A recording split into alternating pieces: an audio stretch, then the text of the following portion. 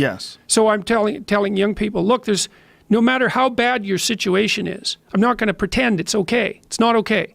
One of the things psychologists have done for the last 20 years, especially the social psychologists, is push this idea of self-esteem. You should feel good about yourself. And I think, why would you tell someone 20 that?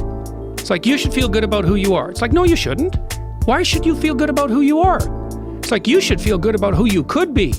That's way better, because you got 60 years to turn into who you could be. But wait a minute. It is. And I'm not saying that people shouldn't have confidence, but like often you take young people, say they're 16 to 22, and they're not really feeling that good about who they are. Right. Because their life is chaotic and in disorder, and they don't know where they're going, and they don't know which way is up. Also, there could be bad parenting, Oh, God, yes. bullying. Yeah. Oh, yes. There could be a lot of abuse going on.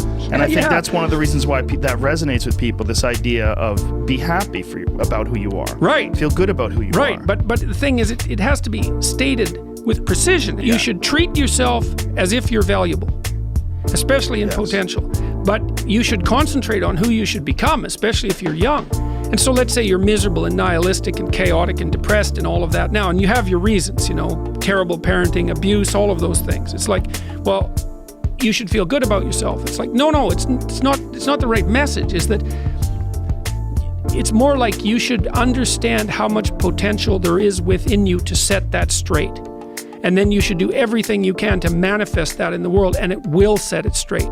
And that's better than self-esteem. It's like you're in a crooked, horrible position. Okay, fine. There's a lot of suffering and pain associated with that. Yeah, you can't just feel good about that because it's not good.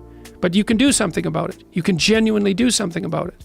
And I think all the evidence suggests that that's the case. Yes. So I'm telling young people, look, no matter how bad your situation is, I'm not going to pretend it's okay. It's not okay.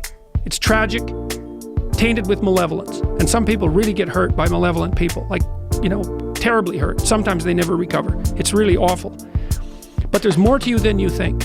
And if you stand up and face it with a positive, with a noble vision, with discipline and intent, you can go far farther to overcoming it than you can imagine. And that's the principle upon which you should predicate your behavior. And I think that one of the things that's really nice about being a clinical psychologist is that this isn't just guesswork. Like, one of the things, we know two things in clinical psychology. One is truthful conversations redeem people. Because if you come to a clinical psychologist whose worth is salt, you have a truthful conversation. The conversation is, well, here's what's wrong with my life, and here's what caused it. Maybe it takes a year to have that conversation, and both of the participants are doing everything they can to lay it out properly. Here's how it might be fixed. Here's what a beneficial future might look like. And so it's a completely honest conversation if it's working well. And all that's happening in the conversation is that the two people involved are trying to make things better. That's the goal. Let's see if we can have a conversation that will make things better. Okay, so we know that works. It does make things better. And then another thing we know is that, well, let's say there's a bunch of things that you're afraid of that are in your way. So you have some vision about who you want to be. Maybe you have to, you want to be successful in your career, so you have to learn to talk in front of a group.